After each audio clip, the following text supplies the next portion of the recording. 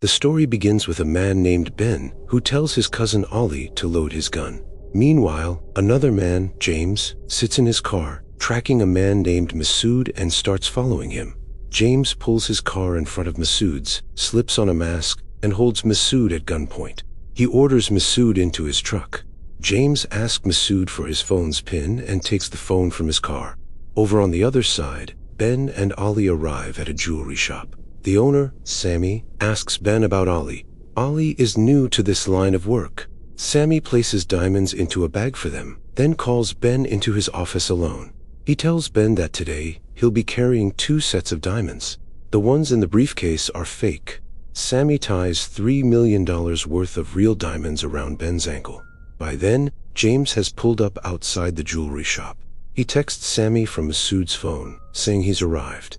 Sammy tells Ben the car parked outside will follow him. He asks Ollie about his weapon. Ollie has his dad's old gun. Sammy hands him a proper one instead. The moment they step out, James starts tailing them. As soon as they reach their stop, James pulls a gun on them. He tells Ben his partner is standing outside Ben's house. As an insurance policy, same as the insured jewels he's carrying, he takes both their phones and guns.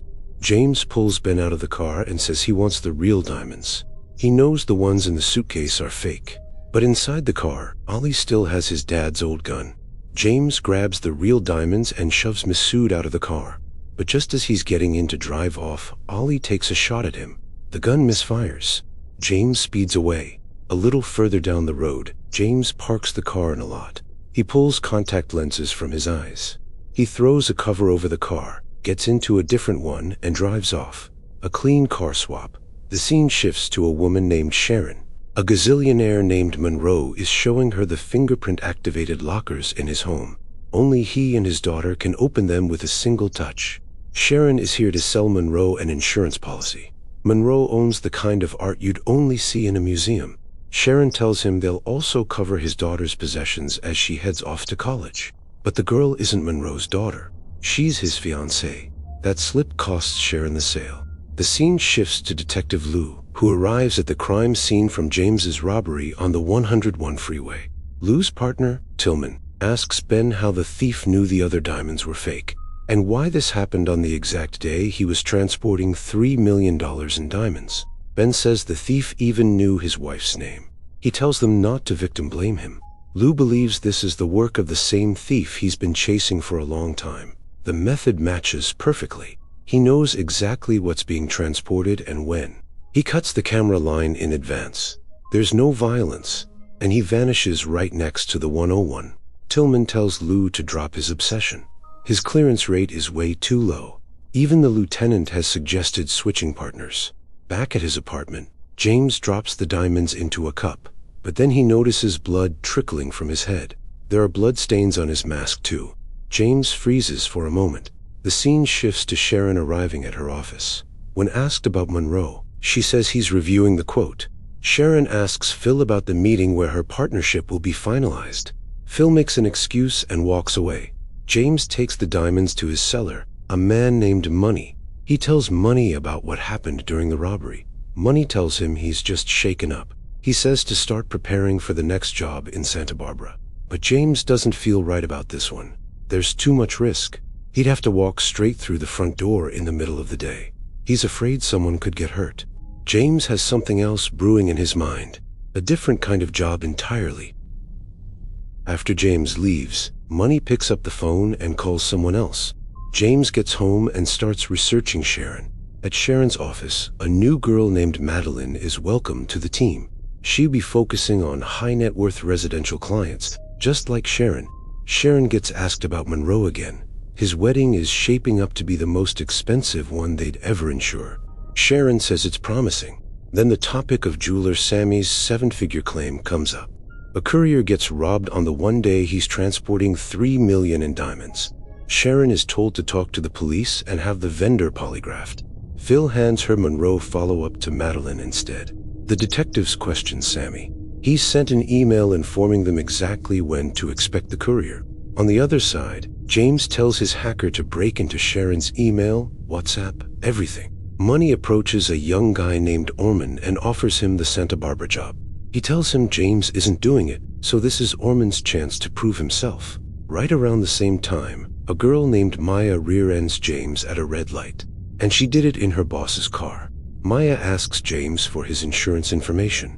James hands her cash, saying it should cover the damage, but Maya has to go through proper channels. Otherwise, she'll get fired. James gives her his insurance info. He spots a car seat in the back and asks if she has kids. Maya says no, it's her boss's car. James says he doesn't have kids either. The next day, Sharon meets with Lou. She tells him they were hoping he'd consider polygraphing Sammy and the courier. Lou fires back, asking if it's just so they can deny the insurance claim. Sharon starts commenting on Lou's job performance. She says the statistics point to this being an inside job. Every series of human actions creates a pattern. That line sparks something in Lou's mind. He leaves. Lou goes back to the station and starts filtering through recent robberies. He removes anything that doesn't involve a courier or delivery service. He removes anything that involved violence. He removes anything where DNA or evidence was found at the scene. What's left is a string of robberies along the 101 freeway, all following the same pattern. Lou is convinced one man did all of them. Last time, the target was south. The next one will be north, and north, in Santa Barbara, Orman shows up to pull the job. But he does it violently, recklessly, creating total chaos. Nothing like James's clean, calculated style. Back at the station, the lieutenant tells Lou he just turned a bunch of separate robberies into a series. 2 of them already have suspects. 1 case is closed, and they don't reverse their clearance rates. The lieutenant won't hear any of it. He tells Lou his clearance rate is the lowest in the squad. He asks what happened to him. He should have been sitting in the lieutenant's seat by now. He tells Lou to find a theory that works for the whole building. On the other side, James texts Maya and asks her out to dinner. Maya says yes. The 2 of them show up at a fancy restaurant. Maya asks if he comes here often. James says a couple of times. When she asks what he does for a living, James lies and says software development. Maya tells him this wasn't a great idea. She doesn't see them having all that much in common. She would never come to a place like this. So James comes clean. He says he wouldn't either. It's his first time here too. The 2 of them ditch the restaurant and head to a street food spot instead. Maya asks James if he had the option to press a button and start his life over, would he press it? James answers immediately. Maya says that's sad. They start talking about money. Maya says no matter how much people have, it's never enough for them. But James says he has a number in mind, a number that would be enough for him. As they're leaving, James asks if he can see her again. Maya says maybe. Back home, James watches the news about the robbery in Santa Barbara. Lou picks up the same case. Tillman starts calling the suspect the 101 robber because Lou predicted the next hit would be north, and that's exactly where it happened. But Lou says no, their robber doesn't hurt anyone. James shows up at Money's place and asks where his cut is from the last job. He tells Money the Santa Barbara job was one he found. He planned it. It wasn't Money's to give away. Money asks if James just wants his cut. James says this isn't about money. It's about trust. If this happens again, they're done. Money asks if James is really going to threaten him. He tells James to think about where he'd be without him. After James leaves, Money goes to Orman and tells him his guy is planning something. He's getting all his information from a hacker. Money tells Orman to follow James. Let him rob the courier and then rob him. So with Orman watching, James meets with his hacker. The hacker gives James full access to Sharon's data. James goes through Sharon's schedule and sets up what looks like a natural, coincidental meetup. They start talking about cars. James drops hints that he owns several. He tells Sharon if she can guess which car he drove today, he'll hand her the keys. Sharon doesn't get the model right, but she nails the color. James tells her his name is Mike. On the other side, Lou reviews the CCTV footage from James's last robbery. He says the robber definitely swapped cars before moving on. Meanwhile, Maya is wandering through James's apartment. She asks why there are no family photos anywhere. James says he didn't really have a lot of stuff growing up. And whatever he did have, he didn't keep any of it. Maya calls him a mystery man. She brings up playing some music and asks James his favorite song. But James doesn't have one. He doesn't even know how to dance. Maya tells him someone needs to teach him how to be human. The 2 of them dance together. But after Maya leaves, James spots Orman standing outside his apartment. He walks straight to his car and checks it. He finds a tracker. James changes his apartment right then and there. On the other side, Orman shows up at the hacker's place disguised as a delivery boy. He beats the information out of him, demanding to know what he's been working on. Meanwhile, Lou and Tillman are checking garages around the 101 freeway. They find a covered car. Lou notices the broken glass and calls in forensics. The forensic team recovers one microscopic speck of blood from inside the car. On the other side, James follows Sharon's schedule to an art museum. Sharon spots him and walks over. The two of them step outside for a drink, and right there, James tells her the truth. He says their meeting wasn't a coincidence. He came here to make her a business proposition. He's offering her zero risk and a life-changing upside. What he does is take certain pieces of information from people like her, and those ultra-high-value items belonging to the rich guy she mentioned, well, he occasionally makes them disappear. Sharon refuses to help him. James tells her if she changes her mind, just post a photo of the beach on Instagram. Right then, James notices Orman tailing Sharon's car. He pulls out and follows Orman's bike. With James on his tail, Orman is forced to abandon Sharon and ride for his life. James keeps chasing him. Orman crashes into a car. James stays in his car watching. Orman limps into a grocery store on foot. James tracks him down inside and asks who he's working for. What did they tell him to do? But Orman won't give a straight answer.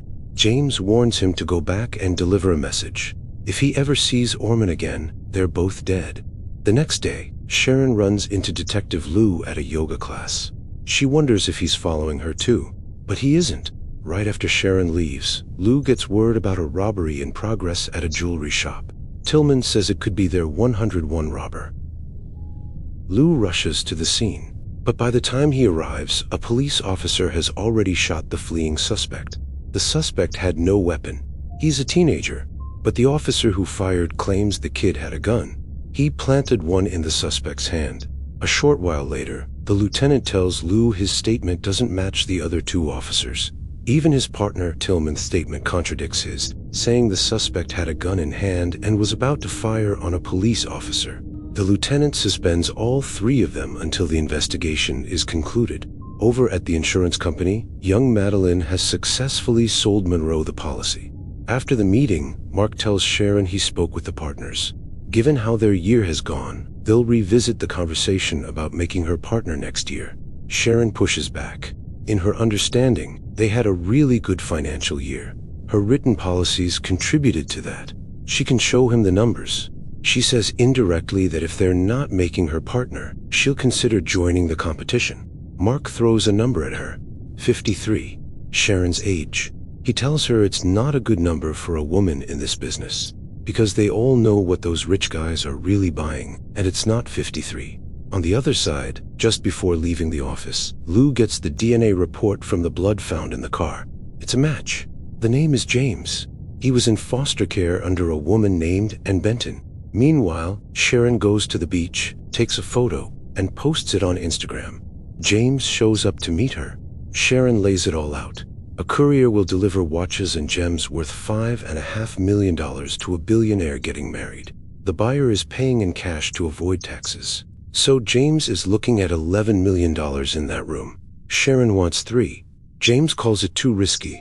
Sharon asks him if that isn't what he'd call walk-away money. James says sure, but you have to actually be able to walk away with it. On the other side, Lou shows up at Ann's address. He asks about James, and wants to know why he's looking for him. Right then, James receives a forwarded voicemail. It's Ann. She says she doesn't know if this number still works, but she'd like to speak to him, and asks Lou to leave his number. But right then, James calls back, and tells James a policeman came looking for him. Lou says hello to James. James goes straight to Sharon.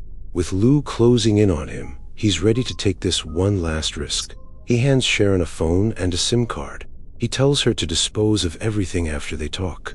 Sharon steals the security details from her company, but right inside her apartment, Orman attacks her. He demands she tell him what she gave James. The next day, Sharon shows up at yoga class and shows Lou her black eye. She tells him everything.